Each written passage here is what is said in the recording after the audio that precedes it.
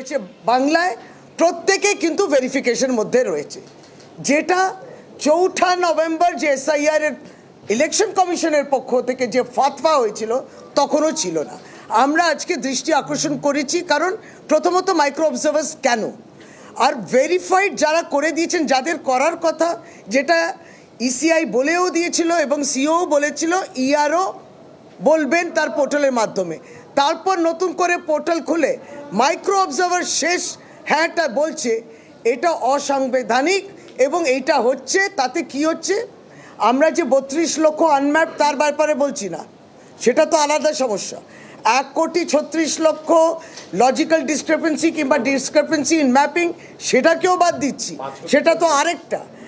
5,40,00,000 যে মানুষ যারা নাকি ভালো ভেরিফাইড, তাদেরকেও কিন্তু রিভেরিফাই করছে।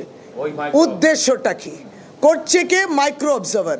এই মাইক্রো অবজার্ভার কোত্থেকে এসছে, কি উদ্দেশ্য নিয়ে পাঠানো হয়েছে, যেটা আরপিএতে লেখা নেই।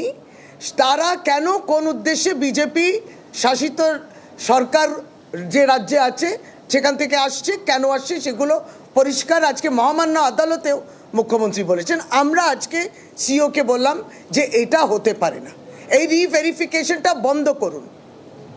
তিনি তারপর কি বলেছেন সবটা তিনি যদি আপনাদেরকে বলে খুব ভালো। তিনি সাবজুডিসের কথা বলছেন, আবার মামলাটা 9 তারিখে উঠবে, কিন্তু কোন খাতে আপনি মাইক্রো অবজার্ভার এই বিষয়টা আগে গোড়া ঢুকিয়েছেন সেই জাস্টিফিকেশন তারা দিতে পারছে না। সুতরাং গুরুত্বপূর্ণ বিষয় যে মোটামুটি the entire population is held to ransom, প্রত্যেকেই স্ক্রুটনির মধ্যে দিয়ে আছে।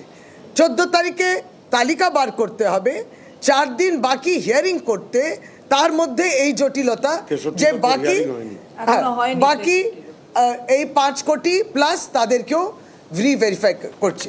দ্বিতীয়ত, যেহেতু লিখিত যেগুলো আমরা দিলাম সেটা ছিল অদ্ভুত, যেটার জন্যে আমি অ্যাজ এ ভোটার, আপনি অ্যাজ এ ভোটার দায়ী নই, আমরা কেউ দায়ী নই। হিয়ারিংয়ে ডেকেছেন, হিয়ারিংয়ে গেলাম, সমস্ত হিয়ারিং হলো, ছবি তোলা হলো, ফিরে এলাম, খবর দেওয়া হলো হিয়ারিং হয়নি, হিয়ারিং ডেট ল্যাপসড। কার দোষে? সশরীরে গেছি, লিখিত হয়েছে, ছবি তোলা হয়েছে, তারপরে বলছি হিয়ারিং ডেট ল্যাপসড। এইটা সম্পূর্ণটা গাফিলতি কিংবা এই প্রক্রিয়াকরণটা, এই অপ্রস্তুতিটা প্রতিনিয়ত আমরা দেখতে পাচ্ছি ইলেকশন কমিশনে। তারা প্রস্তুতি ছিলেন না আগে গোড়া এই এসআইআর করার জন্যে। আবার হিয়ারিং ডেট ল্যাপসড, তার দায় কি ভোটার নেবে না তার দায় ইলেকশন কমিশন নেবে? এই জায়গাটাও আমরা বললাম, তাতে প্রায় 55 লক্ষ মানুষ। It is not a joke.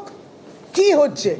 খাওয়া দাওয়া বন্ধ, সমস্ত কাজকর্ম বন্ধ, মানুষ অফিস ব্যবসা ছোট কাজ সমস্ত বন্ধ, ছেলেমেয়েরা স্কুল যাবে না, মাধ্যমিক পরীক্ষায় কে ইনভিজিলেশন করবে, সমস্তকে আপনি টেনে নিয়েছেন এখানে এসআইআর প্রক্রিয়ায়।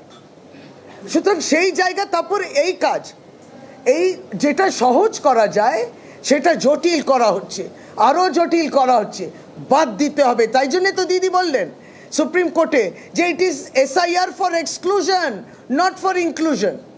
এই দুটো মূলত বিষয় আমরা বলাতে প্রথমে তিনি ভালোই ছিলেন, খোশ মেজাজে ছিলেন সিও, হঠাৎ দেখি অত্যন্ত রেগে গেছেন। মুখ্যমন্ত্রী সুপ্রিম কোর্টে যাবেন সেটা তাদের আশা অনুরূপে হয়নি, ইসিআই যিনি সিইসি আছেন তার আশা অনুরূপে হয়নি, ভাবতেই পারিনি তার কত দম আছে ভারতবর্ষ তো দেখলো। মানুষের জন্য আজকে তিনি লড়লেন, তিনি গেলেন, বাংলার মানুষ তো দেখলেন প্রকৃত ভোটে যাতে না বাদ দেয়। তাহলে পরে ওটা দেখার পর তিনি মেজাজ হারালেন। আমাদের তাতে কিছু করার নেই, আমরা মানুষের কথা বলতে এসেছিলাম, সেটা বলতে গেছি।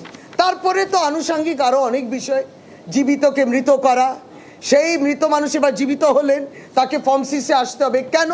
ওটাও তো আনকনস্টিটিউশনাল। আমি ভোটার ছিলাম, আমি জীবিত, আমায় মেরে ফেললেন, এবার বলছেন ও আপনি জীবিত আছেন, ফর্ম 6-এ আসুন কেন?